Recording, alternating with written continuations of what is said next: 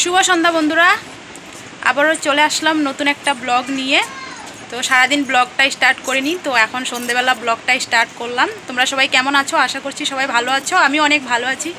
তো রেডি হয়ে গেছি, আমরা এখন যাব সবাই মিলে লঙ্কেশ্বরীর মন্দিরে কীর্তনে। তো প্রথমে ভেবেছি যাব না, তো ভাবছি সবাই যখন যাবে বাড়িতে আমি একা একা কী করবো, আমিও যাই।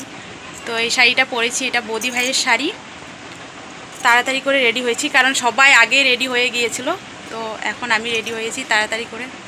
তো চলো তো বন্ধুরা, এই তো সবাই রেডি, এখন আমরা যাব লঙ্কেশ্বরী বাড়ি কীর্তনে যাব।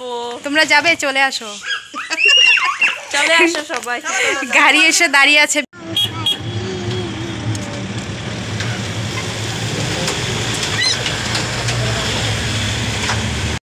তো বন্ধুরা, আমরা চলে এসেছি লঙ্কেশ্বরী মন্দিরের সামনে, আর 5 মিনিটের মতো লাগবে যেতে। আর তোমাদেরকে তো বলা হয়নি আমরা কে কে যাচ্ছি। আমরা সবাই যাচ্ছি, শুধু আমার বাবু আসেনি, দাদা ভাই, বৌদি ভাইয়ের বোন, আমার মা, মাসি, ইস্যু সবাই মিলে এই তো চলে আসলাম লঙ্কেশ্বরীর মন্দিরের কীর্তনে। আজ প্রায় 4 বছর পর আসলাম। বিকেল থেকে তো বলেছি আসবো না, বৌদিভাই বলছে বারবার করে চলো চলো। আমার আসতে ইচ্ছে করছিল না, মানে একদম ভালো লাগছিল না। তারপর মানে সবাই চলে আসবে বাড়িতে, আমি একা থাকবো। একা বলতে বাবু ছিল, তাও তো না, মানে মাও থাকবে না, বৌদিভাইও থাকবে না, মানে ভালো লাগছে না। একবার আসতে ইচ্ছে করছে, একবার ইচ্ছে করছে না, মানে এই করতে করতে সবাই রেডি হয়ে গেছে। তারপর আমি তাড়াহুড়ো করে রেডি হয়েছি। তো যাই হোক, লঙ্কেশ্বর মন্দিরে না অনেক বড় মেলা হয়। তো তোমরা যারা এসেছো তারা তো জানোই, যারা আসনি তাদেরকেই বলছি, অনেক বড় মেলা হয়। রবিবারে প্রসাদ দেবে, তো আজ হলো শুক্রবার। তো এসেছি যখন তোমাদেরকে লঙ্কেশ্বরী মন্দিরটা দেখিয়ে দিয়েছি একটু।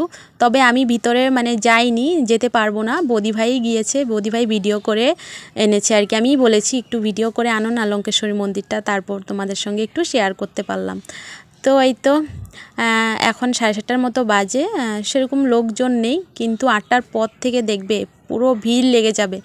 তো আমার সোনা ঘুমিয়ে পড়েছে, মানে গাড়িতে ঘুমিয়ে পড়েছে, আর মা বসে কীর্তন শুনছে।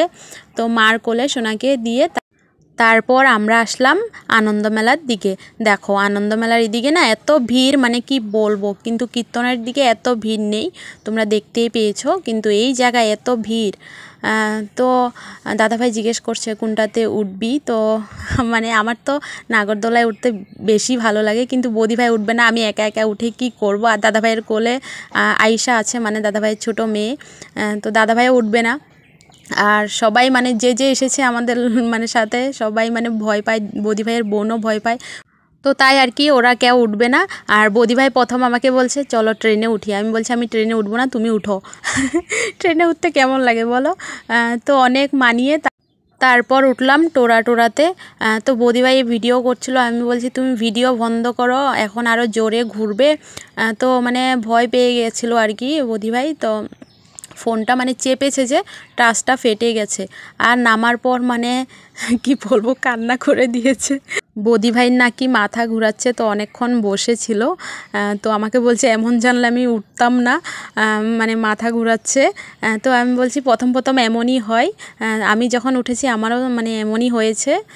তো এখন তো আমার মানে ভয় লাগে না, কারণ আমি অনেকবার উঠেছি। তো যাই হোক, অনেকক্ষণ বসার পর এই তো আসলাম মার কাছে, এসে দেখি সোনা উঠে কান্না করছে।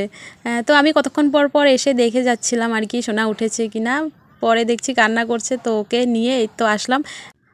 তো কান্না করছে, লিচু খাবে, তো নর্মাল করে একটু দিয়েছি, বেশি দিইনি কারণ ঠান্ডা লেগে যাবে। তো অনেকক্ষণ হাঁটার পর তারপর মানে কীর্তনের এখানে দাঁড়িয়ে একটু মানে পপকর্ন খেয়েছি।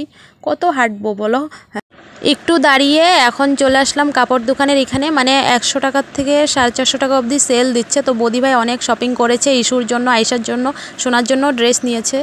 তো এই তো এখন আবারও চলে আসলাম আনন্দমেলার দিকে। এখন উঠেছি ব্রেক ডান্সে, তবে বৌদিভাই উঠেনি। বৌদিভাইয়ের আরেকটা বোনের সঙ্গে দেখা হয়েছে, ওর ফ্রেন্ড আর আমি 3 জন মিলে উঠেছি।